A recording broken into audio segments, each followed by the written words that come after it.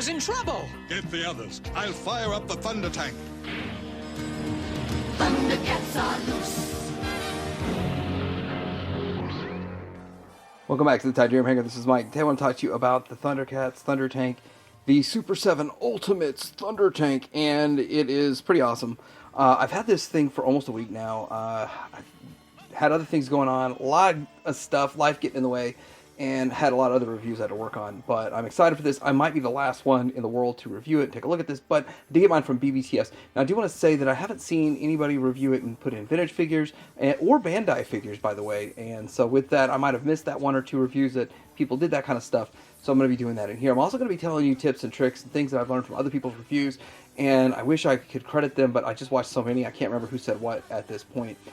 But I do want to say that the people that said this thing's not worth $500, I'm going to talk about that more when it comes to talking about the vintage one, but it's not worth $500. It's worth more like $2 grand. We'll talk about this coming up.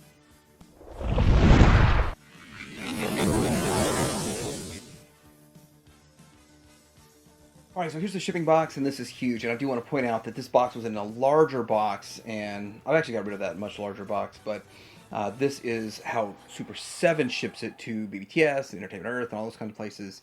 And then they take it upon themselves to put an extra box around it. But this is all Super 7's doing, and they do have some corner protectors and all that kind of stuff. So let's go ahead and cut into it. And the best way to cut into it is cut into the sides and then the top. But lift up on this as you cut through it. Let me do that real quick. By the way, that's a G1 Optimus Prime. Everyone knows how big that is, so gives you an idea, size, and scope of this. So I'm talking to you for the past and also the future, but fourth dimensionally, this is going to be an accelerated unboxing because people have probably already seen all these millions of unboxings of this thing, but it's pretty big, and I'm getting all that on camera. So you have a box inside of a box, which is the same thing that they did with HasLab and all that kind of stuff, and I'm really not sure if they did that. There's more of these corner protectors. I'm not sure if they did that with their Snake Mountain and all that kind of stuff, but Super 7 knows what they're doing with the big items, obviously. Alright, so speaking to you fourth dimensionally from the future here. This is box number 2. Some people say it's number 3, but anyway, there we go. And here we are, and inside we get to see the box, the actual artwork, and all that kind of stuff. So again, I'm not even sure if I'm going to get any of this on frame, in frame, but I'll pop it up there and then we can kind of see it. Yeah, it's all saying more or less in frame. Looks good, that's how it is. Let's get it out here. So I'm going to pull this out and I'll put it on the review table. Okay, continuing with the accelerated unboxing here. So we are going to pull this out here. This is the... We got the salmon flange and the Thundranium. Got the camera way up here to. We have it embroidered, embedded in there. The Thundercat symbol, which is really cool that they did that. I don't see that very often, that a symbol is put in there and all that kind of stuff. And then we have the clear cover and all that good stuff. So let me get this clear cover off of here, and then we're gonna open it up. That's in there good. That's scary good, but let's get this opened up. So we are going to go into shaky cam mode for this part here, and here it is in its cocoon. There is not much wasted space in here at all, which is perfect. Like that's a massive box and a massive vehicle. Fantastic. All right, so here it is out of the box, and wow, it is massive. And you know, you can take a tape measure and you can get an idea, but it doesn't have anything to do with the feeling you get when you handle something like this. It's massive, and it's so big, and it feels solid. Everything about it so far that I've messed with, but we're gonna go through and look at every single feature. But right now I'm just sort of taking it in as I go, how big it is, the smell of new plastic and styrofoam and all that fun stuff. Yes, love the smell of styrofoam, love every aspect of it. So exciting. There's gonna be a whole lot to do with this thing. I think the best way to take a look at this thing is to start with the front. So we are just gonna start with the front, work our way around, and ratcheted claws, and then you have these, and the gun can go up, and then let's go to the mouth. It goes up like that, and then another ratcheted claw So you're simulating what you could do with the vintage one. I think that's as high as the claws go, and the mouth and all that kind of stuff. So that's kind of cool. Would have been interesting if this lit up and if there was sound. I'm really not sure why they went with this route for the mouth, but I understand that it's right there so you have foot room for the drivers of this thing. Now these do light up, and I'm gonna leave my 200 watt light on it for a bit and see if those light up okay. I can see the light. I'm not 100% sure if the camera's picking it up. Well, the camera's picking it up okay, but if I come back and try it again later, it would do the job a little better. Next up, we're going to remove this, and then we're going to see that this is on a hinge right here. Has a gun, which is not movable, and I guess you can have some storage in there. That darn Samo flange. I bet you would lose the Samo flange if you put it in there, but some other stuff that can go in here. Maybe Snarf can run through there, who knows. So let's go ahead and move this thing to the side so we can get a look at some of the other good stuff. Okay, here it is from the side. So we're going to see over here we do have quite a bit of detail that you saw in the vintage one. We're going to see a comparison to the vintage one. We have rubber treads. Now here's the thing about this. I've watched pretty much every review that's been out, and some of them only have like 100 views, and they've been out for a week. But I watch them because I want other people's opinions and their experiences, and I can compile them into this video or up to now. These treads, it just doesn't roll. So this thing here is supposed to just roll, and it doesn't. And what happens is you have to wear these rollers out. You got to get these rolling for a bit to get it used to rolling, put a lot of pressure on it, get it rolling. What I'm going to do is just occasionally move the tread a bit. That's it. I'm not playing with this thing. I'm not going to get on the ground and roll it. That's not my plan. That's not my intention. I'm not going to be doing that at all. So anyway, there it is. We got some more detail up in here and all that kind of stuff. Let's get a look at the driver's area. So this is definitely testing my filming capability here, but let's see. We can zoom in just a little bit here. We see some detail. All this is painted. You don't put any stickers on. There's some interesting panel right there, and I think the camera's getting that. You get some here. Move it just a little bit this direction so we can see all of that good stuff. So it's all painted really well. You've got this piece in here, and then let's just go shaky cam. We have some control pieces, stuff that's just molded in. It's not movable, so you're just going to put them in there. We'll see a little more of that when the figures are in there. Okay, so now we're on to the back of this thing. So one thing that people have pointed out is that these look like they should open. And like they could open, but they can't. They don't. And we have some exhaust ports and all that kind of stuff. And what looks like these are painted silver rivets, like rivets for the construction of this thing, which makes a whole lot of sense. The rear of the treads and all that kind of stuff. So looks really good. And one of the opening parts that this opens here, which it's like, how do you get to it? And so with this opens up. We're going to look at this angle, and then we're going to look at another angle and all that kind of stuff. So it's kind of cool. They do have plastic holding this in, so that's nice. I'm not sure how to get that off without hurting anything, but I'll be looking at that a little bit more. Like you're seeing this as I'm seeing it. It's exciting. It's big. There's a lot going on in there. And let's move and get a little bit better angle on this. All right, so here we go with the Thundercats is right here. It shows that. It's a control panel, all this tablograph stuff. Great detail in here. And from this angle, we can kind of see the seats just a bit. And I am going to lift it up so we can see a little bit more what's going on here with the seats and all that kind of stuff. This does move up, and it can rotate around. And this is going to look a whole lot better and different once we actually see some figures in it and all that kind of stuff. We're going to get to that here in just a minute. Now, I do want to show with these doors, they can stay pretty much anywhere you want them to. So they don't just flop open and close. They have a nice tolerance to that. So I like that part of it. So that works really well for me. All right, so I think we kind of covered what it looks like. Let's see some figures in it. And we're going to start with vintage because everyone forgets that. Okay, so I said the first thing I was going to show was the vintage stuff. This is Bandai from 2011, 12, 13, that era. I don't know exactly what year they were made, but those figures, I haven't seen anyone put them in there. They fit fine. It's just a little finagling. They're very tall. They're taller than what Super 7's putting out. They look like they fit very well. Once you get them in the back seats, they're probably going to look a little funky. Let's check that out. Here they are on the back seats. I don't think they'll fit all the way in the back seats, but they fit in the secondary back seats. I could try to cram them back there. But anyway, I do want to show that the lids do close with them sitting back there. So that works. And this thing's huge. It's just huge. Alright, so here we go with some vintage figures in it. So first of all, on the front we have Panthro. Of course we have Panthro, and we have Lion-O. Panthro's more standing up than sitting, but it works. Getting back here into the back, we can see... So they lack the articulation to sit really well. You can make it work. You can make it look okay. The kit and cat fit fine. And then just having Chitara and Pumaira stand up. We got a Snarf there. Now the fact that these are adjustable, so these handles are... Come on. These handles are adjustable right here. So a vintage figure can hold the handle and stand there just fine. And it looks like it fits. It works. The gun's clear and everything. So vintage...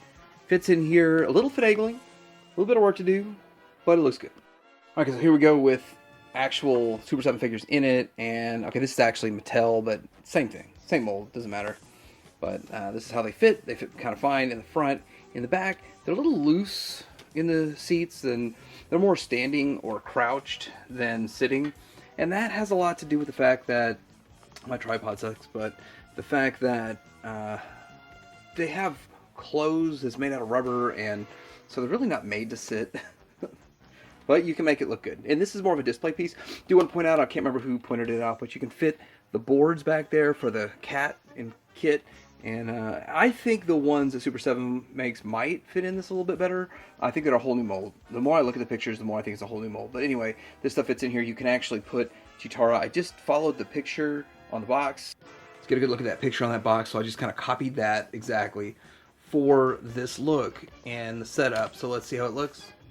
Okay, I didn't get the poses just right, but you know, I got them in there. Didn't really show the kittens in the back, but so these fit. It looks nice. It's great. But if you move this, they're all going to fall out of place, except for the two in the front. She might hold on okay for a bit. I did peg both her feet in, but as you put her hands on, they pop out. Still, it's kind of cool. One more feature is the Thundranium, golden nuggets can go right here, and then there he is holding the Samo flange. Cool, fun. This is awesome. This is really exciting. Alright, so here it is with the cover on it. This is the solid cover, and it's shipped like this, all that kind of stuff. But you can't see what's going on with the drivers. So I think for me, I'm going to put the clear one on it. But the problem is that you have these holes that are exposed now. Now, I thought this was all going to be solid, and then we were going to have just this cover swapped out. I didn't realize it was going to be quite like this. But here, let's go ahead and put this on here.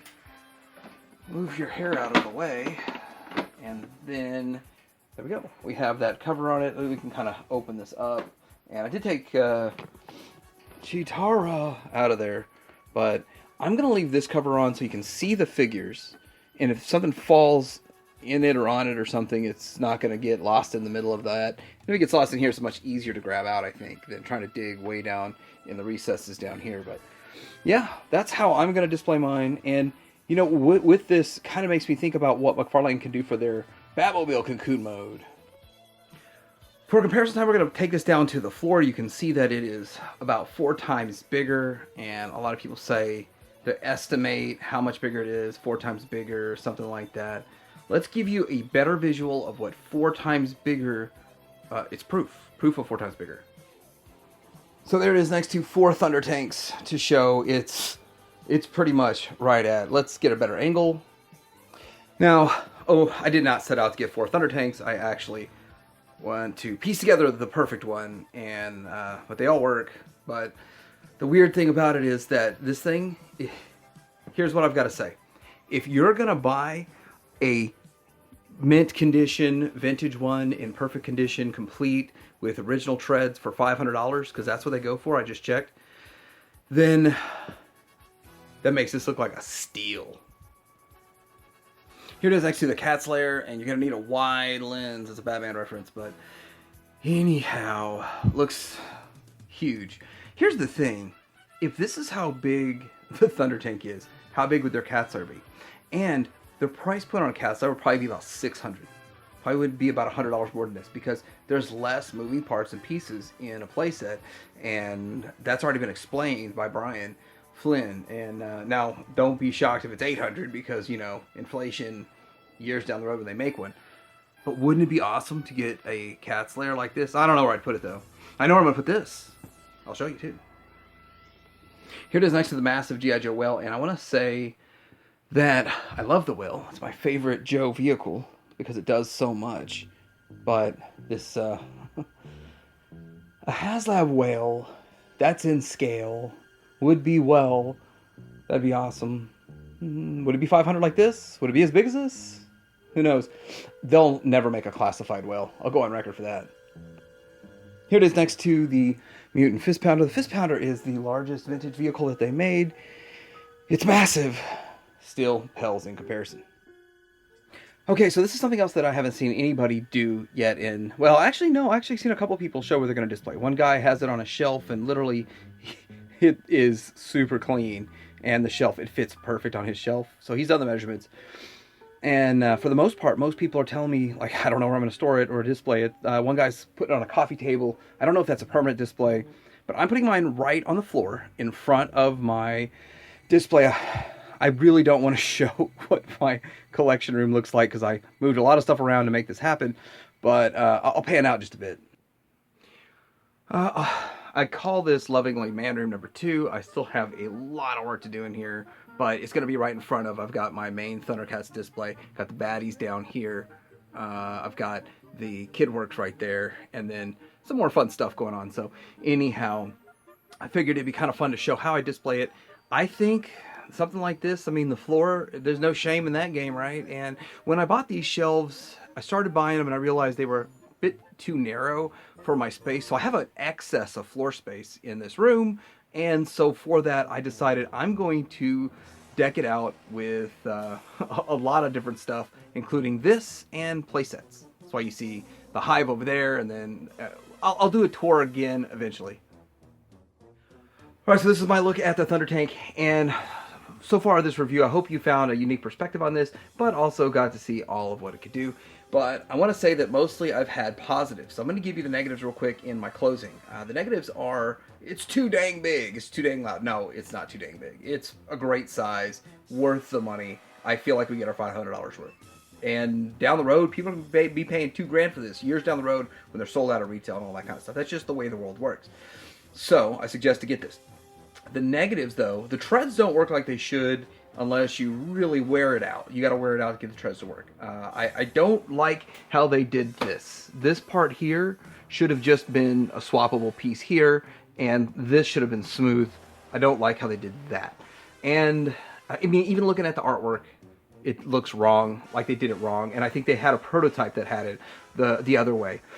And the other negative I would say is there's no lights and sounds for the price point, but that's it. That's it for the negatives. Everything else, it looks great. Well, I would have actually liked the rear hatches to open, which a lot of people pointed out, but it doesn't do that. At the end of the day, this is a display piece. This is not going to be a toy. I'm not going to be rolling it around. I'm not going to be playing with it. I'm going to pose the figures and put them in there. Some of the limitations to this are limitations of the figures. I've already pointed that out in the review.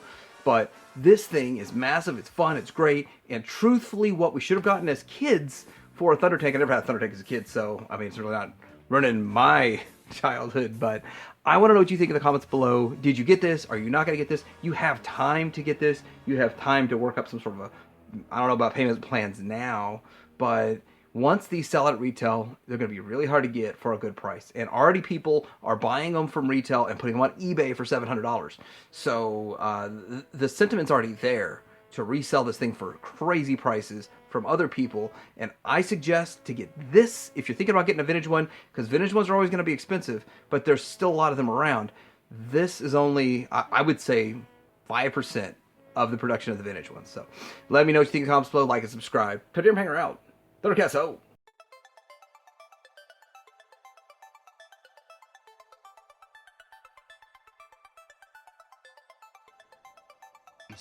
The Thundertank! It's our only hope!